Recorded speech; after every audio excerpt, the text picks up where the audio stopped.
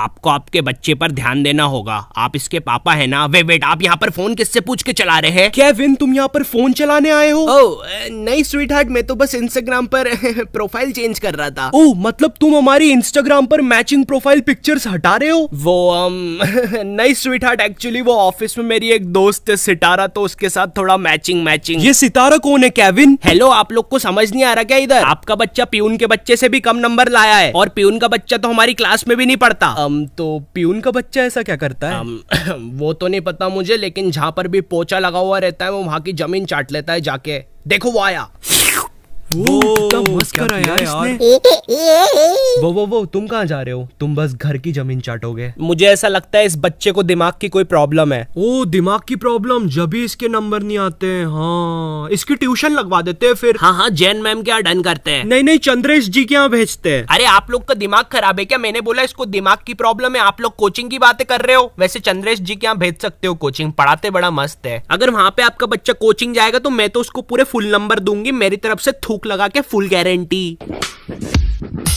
तो मैंने 4th class से कोचिंग जाना स्टार्ट किया था। हाँ, मेरी मम्मी की वजह से। लेकिन इस चीज के पीछे 2 अलग रीजन भी है। पहला रीजन ये कि मैं पढ़ाई में पूरा ढप्पल हूँ, और दूसरा रीजन ये है कि जनक और विवेक भी कोचिंग जा रहे थे, तो मुझे लगा मजा आता होगा, वहाँ पर ऐसे चिल विल होता होगा, तो मैं भी अगले दिन उन दोनों के साथ कोचिंग चला गया। अब कोचिंग के रास्ते में हम लोग कुछ चॉकलेट्स लेने रुक गए थे। मैं हमेशा च्युइंगम ही लेता था, लेकिन उन दोनों ने एक अजीब सी आम की गोली नाम की एक चॉकलेट ली थी। भाई, वो चॉकलेट के रैपर पे कुछ भी नहीं लिखा है, कंपनी का नाम तक नहीं है, और तो और आम की स्पेलिंग भी गलत है। ओए, ये कौन सी चॉकलेट है?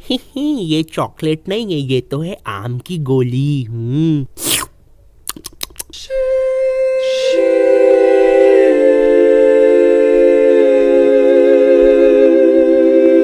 मुझे नहीं पता था यार, कोकेन आम की गोली के नाम से भी बिकती है।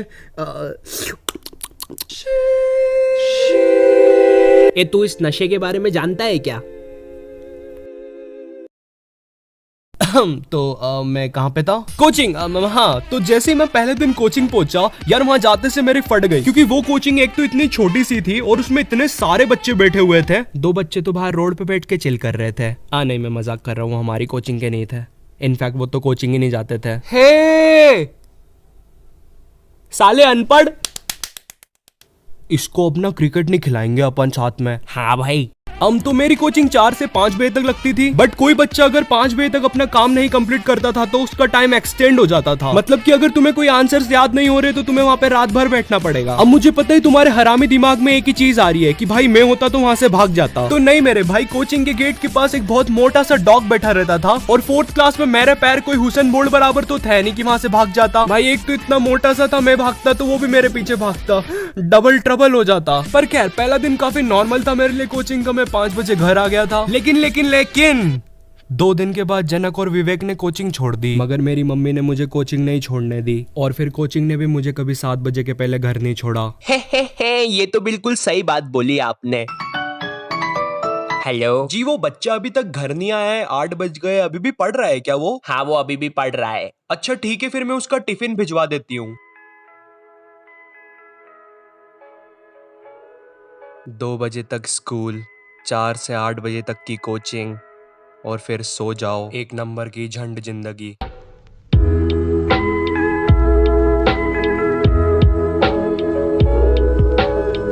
मैं तो फिर भी वहां से 8 बजे अपने घर आ जाता था, लेकिन एक दिन जब मैं सुबह स्कूल जा रहा था, वहां से एक बच्चा सुबह के 6 बजे अपने घर जा रहा था।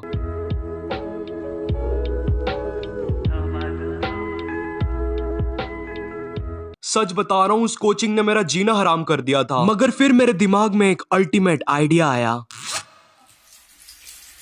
अबे यहाँ क्यों मूत रहा है? तू नालायक था, ये तो हमको पता था, लेकिन तुझसे ये उम्मीद नहीं थी। अब चल तू घर, तेरे को बताती हूँ मैं। लेके जाओ इसको, पूरा कारपेट खराब कर दिया मेरा। अब कभी लेके मत आना इसको इधर। यस, मैंने सच्ची में सुसु कर दी थी कोचिंग में, और सच बताओ तो मुझे प्राउड है इस चीज पर, और मुझे लगा मेरी मम्मी को भी प्राउड होगा, क्योंकि पहली बार बिस्तर के अलावा कहीं और सुसु करी थी मैंने। मगर ऐसा कुछ भी नहीं हुआ, उल्टा मम्मी ने मुझे इतने लाफे लगाए ना। मगर वो सब चीजें कुछ भी नहीं थी, क्योंकि अब मैं जो कोचिंग जाने वाला था ना, ओ बॉय, कुछ खास था उस कोचिंग के बारे में। भाई, वो मैम सारे सब्जेक्ट पढ़ाती थी मेरे को, बस 200 रुपए में। है एक बार और बोलूं? हाँ, रुको, मात्र 200 रुपए में। खैर, हमारी कोचिंग में एक खास बात थी। उस कोचिंग में गांधी जयंती और मैम के बर्थडे के टाइम पे एक भयंकर सी पार्टी होती थी। अब मुझे नहीं पता गांधी जयंती और मैम के बर्थडे के बीच में क्या संबंध है, मगर फिर भी हमारी ये भयंकर सी पार्टी देर रात शाम को 5:30 बजे स्टार्ट होती थी। पीने के लिए हमारे पास काफी प्रीमियम ड्रिंक्स रहती थी, जैसे कि रसना और बस रसना। गॉड था यार रसना उस टाइम, हंस क्या रहे हो। वो कोचिंग का काफी बेस्ट होने का रीजन था उसका टाइम। मेरी कोचिंग 3 से 4 बजे तक लगती थी दोपहर में, जो कि मेरी मैम का सोने का टाइम रहता था। तो मैं 3 बजे कोचिंग जाता था और मैम मुझे क्वेश्चन देकर सो जाती थी, टीवी खुला करके। सुनो, मेरी बात सुनो, मैं 4th क्लास का बच्चा हूं, मेरे सामने टीवी खुला करके मुझे बोलोगे कि पढ़ाई कर? पागल हो क्या?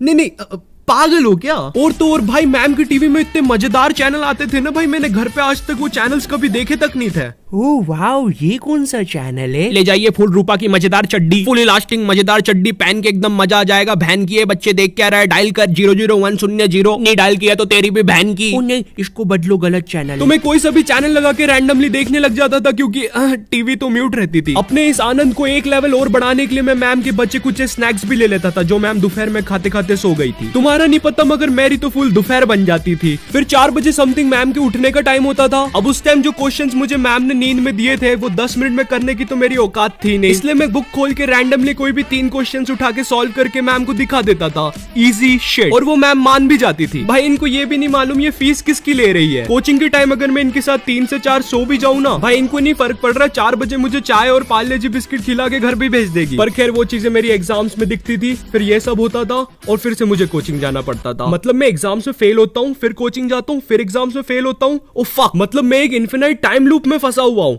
और इसलिए शायद मैं आज तक 4th क्लास में ही हूँ।